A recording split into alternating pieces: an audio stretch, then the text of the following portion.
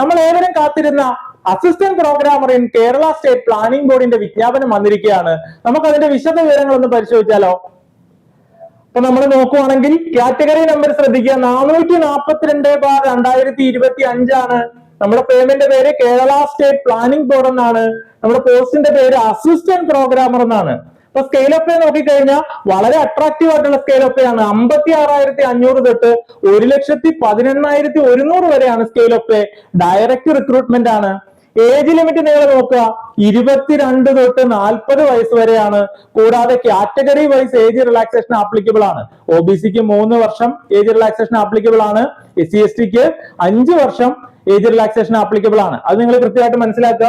ഇവിടെ ഞാൻ age limit separate എടുത്ത് പറയാൻ കാര്യം, സാധാരണ ഉള്ള പോസ്റ്റിലൊക്കെ ഏജ് ലിമിറ്റ് എത്രയാണ്? 18 തൊട്ട് 36 വയസ്സ് വരെയാണ്. അപ്പൊ 36 കഴിഞ്ഞ ഉദ്യോഗാർത്ഥിക്ക് 40 വയസ്സ് വരെ ഉള്ളവർക്ക് ഈ പോസ്റ്റിൽ അപ്ലൈ ചെയ്യാം. അതോടൊപ്പം തന്നെ കാറ്റഗറി വൈസ് ഏജ് റിലാക്സേഷനും ആപ്ലിക്കബിൾ ആണ്.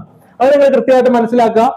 ഇനി ഇതിന്റെ ഒഴിവുകളുടെ എണ്ണം നോക്കിക്കഴിഞ്ഞാൽ ഇപ്പൊ റിപ്പോർട്ട് ചെയ്തേക്കുന്ന ഒരു വേക്കൻസി ആണ്. ഈ വേക്കൻസി കൊണ്ട് നിങ്ങൾ പേടിക്കണ്ട, ഇനിയും വേക്കൻസി കൂടാനായിട്ടുള്ള സാധ്യതയുണ്ട്. ദെൻ ഇതിന്റെ ക്വാളിഫിക്കേഷനെ പറ്റി നിങ്ങൾ ഡീറ്റെയിൽ ആയിട്ട് മനസ്സിലാക്കിയിരിക്കണം.